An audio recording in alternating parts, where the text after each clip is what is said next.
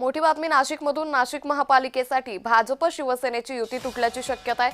शिवसेना राष्ट्रवादीमध्ये मात्र अद्याप चर्चा सुरू आहे। विश्वसनीय सूत्रांनी जय महाराष्ट्राला ही माहिती दिली आहे। उमेदवारी अर्ज भरण्यासाठी फक्त एका दिवसाची मुदत असतानाही अद्याप युती किंवा आघाडी संदर्भात अधिकृत घोषणा नाहीये। भाजप आणि शिवसेनेची युतीबाबत अद्याप अधिकृत घोषणा झाली नसली तरी अनेक इच्छुक उमेदवार भाजप आणि शिवसेनेकडून उमेदवारी अर्ज दाखल करतील।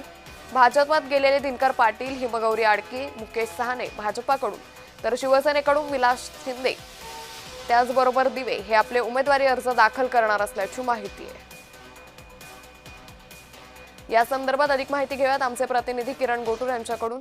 किरण, आपण पाहतोय गेल्या काही दिवसांपासून नाशिकमध्ये भाजप शिवसेनेच्या जागा वाटपाचा तिढा काही सुटत नव्हता आणि आता युती तुटल्याची चर्चा आहे। काय अधिक माहिती? अंकिता, फक्त उमेदवारी अर्ज दाखल करण्यासाठी एक दिवसाचा अवधी राहिलेला आहे। मात्र अद्याप भाजप आणि शिवसेनेमध्ये अधिकृत युतीची घोषणा झालेली नाहीये। पण जी सूत्रांची माहिती मिळते त्या माहितीनुसार दोन्ही भाजप आणि शिवसेनेची युती हे तुटल्याची ही प्राथमिक माहिती मिळते आणि त्याच पद्धतीने शिवसेना आणि राष्ट्रवादीची युती होईल अशा पद्धतीचं सुद्धा माहिती मिळते। आज गिरीश महाजन आणि दादा भुसे दोघेही नाशिकमध्ये आहेत, त्यामुळे या सगळ्या संदर्भात काही अधिकृत घोषणा या नेत्यांकडनं होतो का हे बघणं महत्वाचं असणार आहे।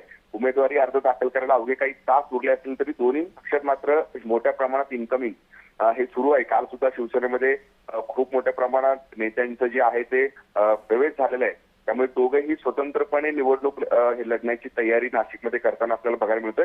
आणि आज सुद्धा अनेक इच्छुक उमेदवार आपली उमेदवारी अर्ज दाखल करणार आहेत। अगदीच 2 दिवसाआधीच भाजपमध्ये गेलेले दिनकर पाटील आणि त्याच पद्धतीने असे वेगवेगळे उमेदवार जे आहेत ते आपली उमेदवारी अर्ज दाखल करणार आहेत। त्यामुळे नेमकं या सगळ्या युती संदर्भात आगामी काळात काय काय घडामोडी घडतात हे बघणं महत्वाचं असणार आहे। निश्चित। धन्यवाद किरण, आपण दिलेल्या सविस्तर माहितीसाठी।